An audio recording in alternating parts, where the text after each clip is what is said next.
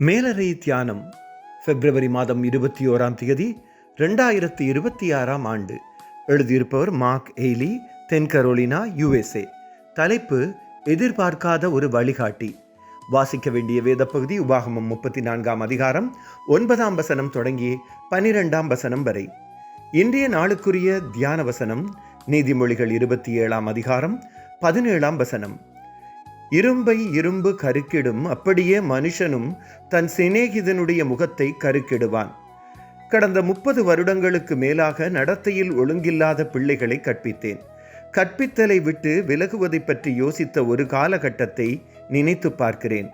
ஆனால் அந்த சமயத்தில் என்னை வழி நடத்துவதற்கு கிறிஸ்துவுக்குள் அன்பான ஒருவரை கடவுள் அனுப்பியதற்காக கடவுளுக்கு நன்றியுள்ளவனாக இருக்கிறேன்.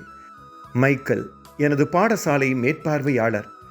அவர் எனக்கு மேலறை தியான புத்தகம் ஒன்றை தந்தார்.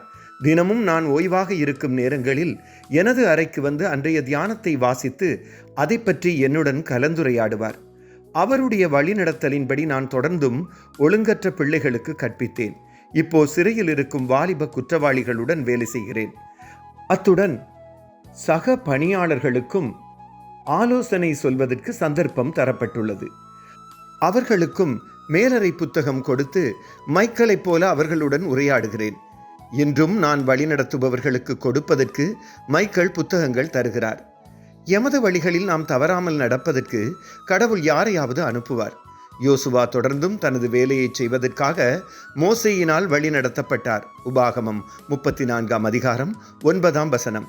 எலியாவின் ஊழியம் தொடர்வதற்கு எலிசா பழக்கப்பட்டார். 1 ராஜாக்கள் 19 அதிகாரம் 16 வசனம். நாமும் சேவை செய்வதற்கு ஆலோசனை தருவதற்கு கடவுள் ஆட்களை அனுப்புகிறார். ஜெபம். அன்பான ஆண்டவரே, சேவைக்கு சந்தர்ப்பங்களுடன் வழிநடத்த ஆலோசகர்களையும் தருவதற்காக நன்றி. ஆமீன். இன்றைய நாளுக்குரிய சிந்தனை: இன்று யாருக்கு ஆலோசனை சொல்வதற்கு கடவுள் என்னை அழைக்கிறார்? கர்த்தருடைய அன்பும் இரக்கமும் அவருடைய பிரசன்னமும் வழிநடத்தலும் இந்த நாளில் உங்கள் அனைவரோடும் கூட இருப்பதாக.